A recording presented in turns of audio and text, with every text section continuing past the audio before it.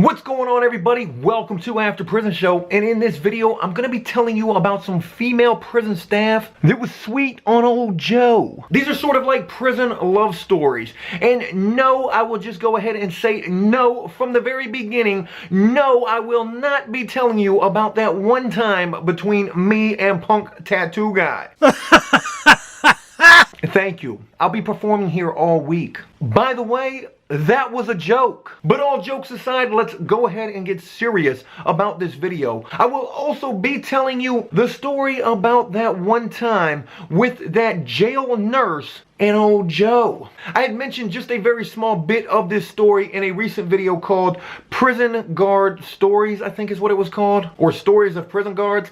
I can't even really remember, but it was in that video where I first dropped the hint about this little relationship that developed between me and this nurse while I was at the jail. This is about as close as Joe came to a Michael Scofield, Sarah Trinketti prison break moment. And I have to assure you that it was kind of, well, not really, but it was kind of similar to that whole thing, minus the whole prison break thing. I didn't really break out of prison. I was actually getting ready to be released from jail when I first met this nurse. So with all of that mentioned, let's just go ahead and... Oh wait, I forgot. People really don't like that. I like that. I thought that was kind of cool. Let's go ahead and dive head first into this video. The first story that I want to tell you about in this video is from a time that I was locked up this very last time, serving 7 years. And it was somewhere right at the very end of that sentence when I was at the very last prison that I was at. But it was at this prison that had more female staff than anywhere I had ever been locked up at. In fact, this prison reminded me more of a college campus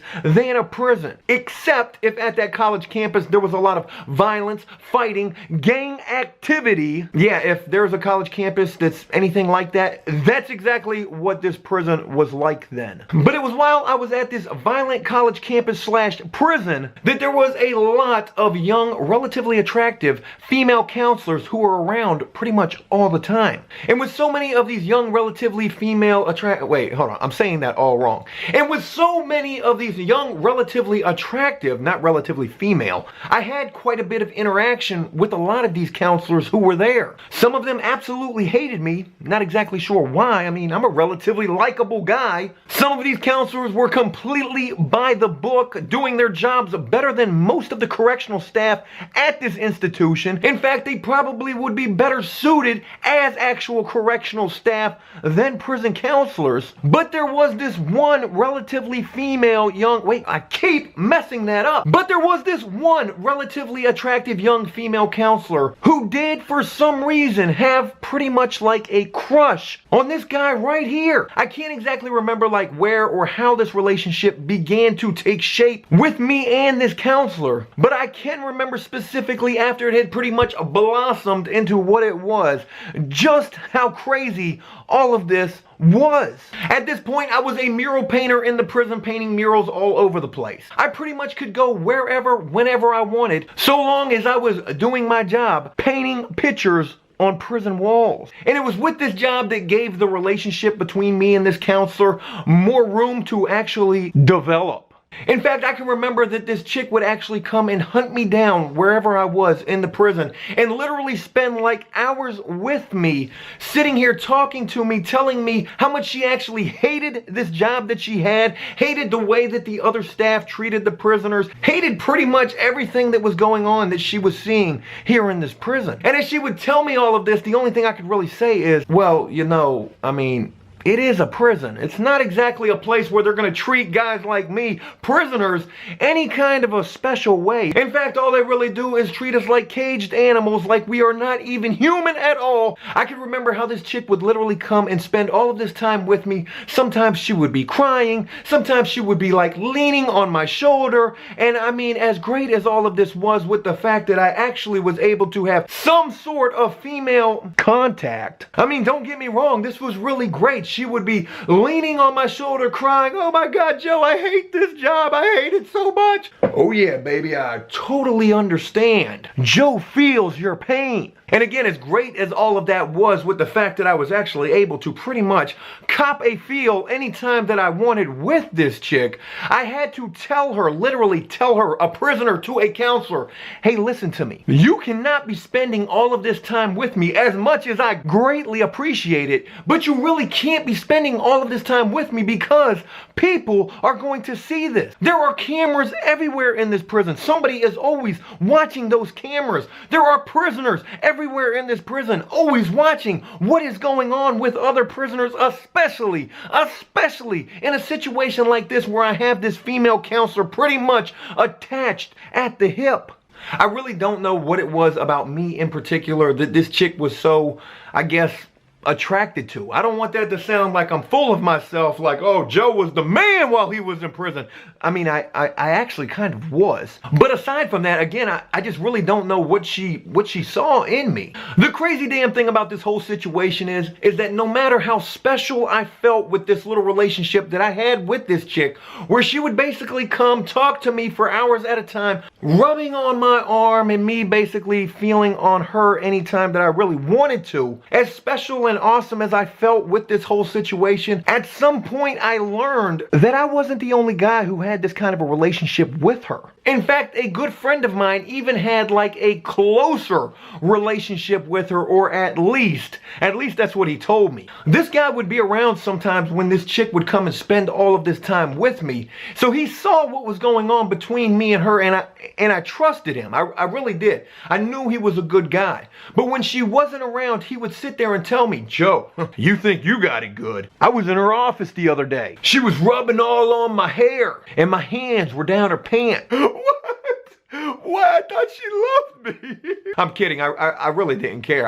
In my mind, I was like, dude, if that is true, man, you are the man. You really are. Dude, if you are in her office really doing what you're saying you're doing in that office, you are the man. And again, I'm not really sure if that was true or not, because in prison, guys will make up shit so damn fast about relationships that they're having with prison staff. It's almost like they believe this shit for themselves and they don't have any problem telling other prisoners about this. "Hey man, you'll never believe what me and Candy Ass did last night. She was doing her rounds and she came and tapped on my bunk, and the next thing you know, we were in the bathroom and one thing led to another." I mean, these guys will go to extreme length in trying to convince other prisoners about relationships that they are having with female staff. I think if there was one thing that proved to me exactly what the relationship was like between this counselor that I had a relationship with and this other prisoner buddy of mine who said he had a relationship with her as well, if there was one thing that happened that proved to me that what he told me was complete bullshit, it was actually on the day that she got fired. In fact, as she was being escorted off of the prison compound, I don't even remember what she got fired for. Somebody had told on her for something. It didn't involve me. Anytime a staff member is fired, this news spreads like wildfire throughout the entire prison. So it didn't take long to reach me where I was working,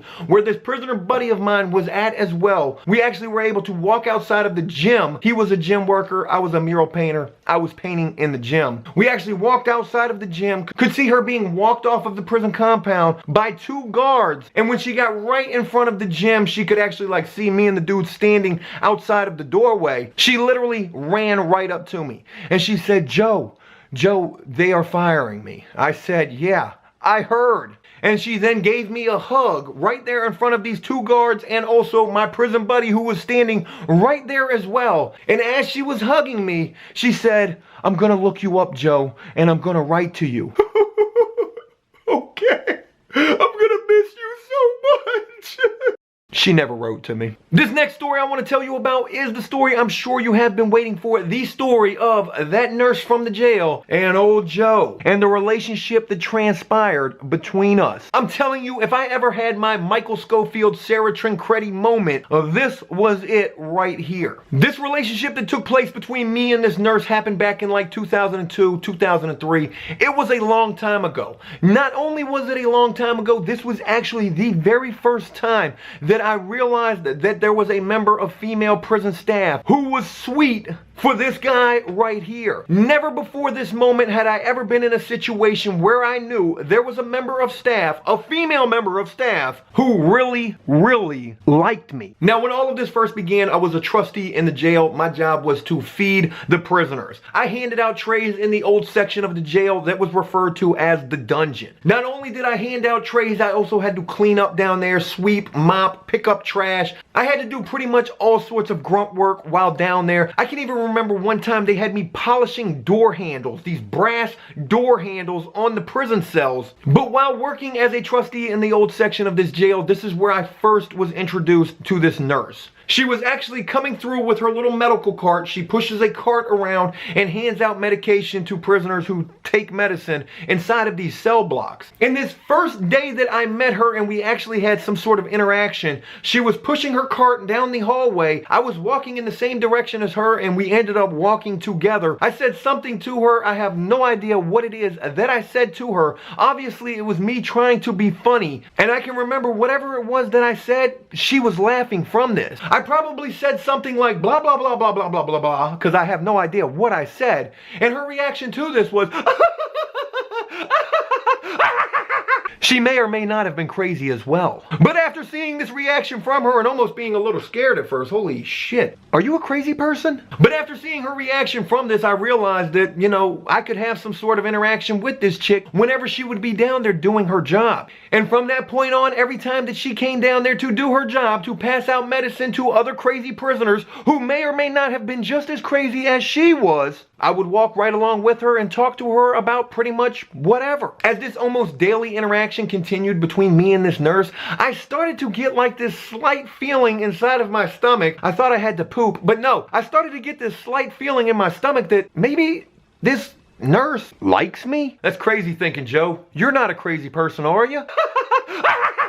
But seriously, I really did begin to feel like this chick may sort of kind of like me. Time continued to pass. I was getting closer and closer to my actual release. As I was getting closer to my release, at this time I had served something like 13 months. I was getting ready to go home. And as your release starts to inch closer, you sort of start to get like this confidence about yourself inside of the jail. You really start to feel yourself, I guess. Not literally, but you know, you feel good about yourself. You are getting ready to go home. So I guess this may have helped contribute to me being a little more brave while talking with this nurse and really approaching this situation from a standpoint of thinking this chick actually liked me. I can remember telling my best prison buddy about this situation that was developing with me and this nurse. I told him like, hey man, I really think this nurse likes me. And literally as I was telling him about this situation, I was back in the cell block at this time. This nurse then like magically appeared in the cell block. She actually came in there to hand out the medication to the prisoners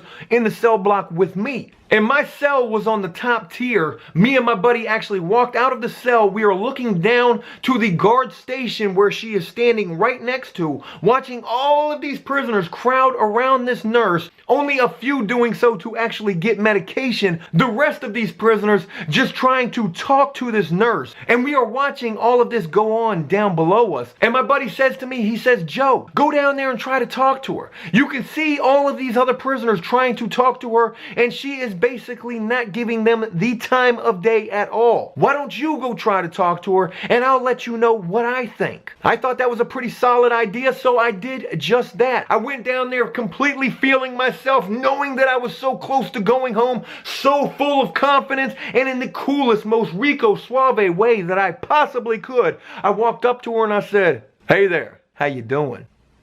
As soon as she saw me, she lit up like a Christmas tree. This chick was so happy to see me. Hey! Yeah, she was crazy. We talked for just a brief moment. She left. I went back upstairs to my cell. I said to my buddy, I said, what does it look like to you? Do you think she likes me? Do you think I have a shot with her? And my buddy told me straight up. He said, Joe, she definitely likes you. You could see it written all over her face just when you were walking up. How much she lit up. Her eyes got so big and bright. It was like she was just so damn happy to see you. Processing all of this information, knowing that this is the first time in my incarcerated life that there is this female prison staff who likes me, and she's a nurse. I had to figure out what best to do next with this information.